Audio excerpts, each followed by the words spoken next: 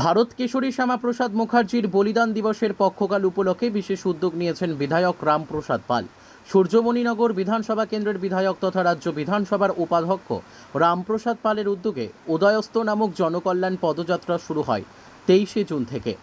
উদয়স্ত জনকল্যাণ পদযাত্রা নবম দিন সোমবার সূর্যমণিনগর বিধানসভা কেন্দ্রের 50 নম্বর ওয়ার্ডে 38 নম্বর বুথে বিজেপির কার্যকর্তারা রামপ্রসাদ পালের সঙ্গে প্রচণ্ড বৃষ্টির মধ্যে পদযাত্রায় সামিল হয়েছেন।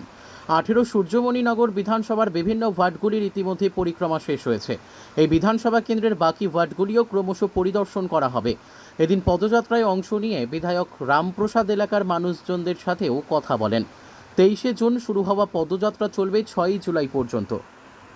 আজকে আমরা এই পদযাত্রা শুরু করেছি সেই ভোর 5টা বৃষ্টির মধ্যে দিয়ে, এই মুষলধারে বৃষ্টির মধ্যে দিয়ে আমরা এই পদযাত্রা আমাদের কার্যকর্তারা করছে।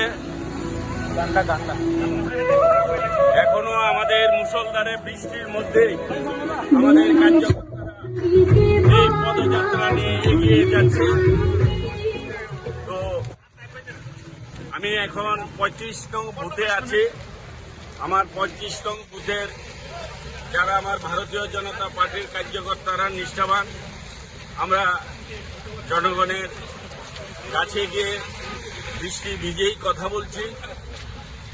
তো আগামী 6 জুলাই পর্যন্ত এই পদযাত্রা চলবে, উদয়স্ত জনকল্যাণ পদযাত্রা।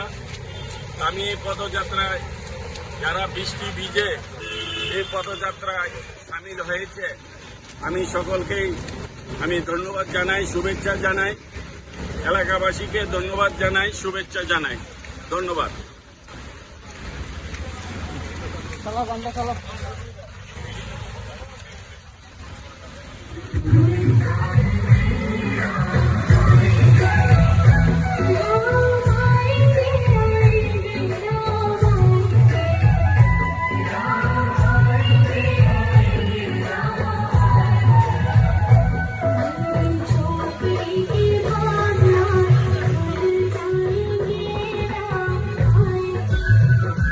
Bureau report, News Tele Bharat.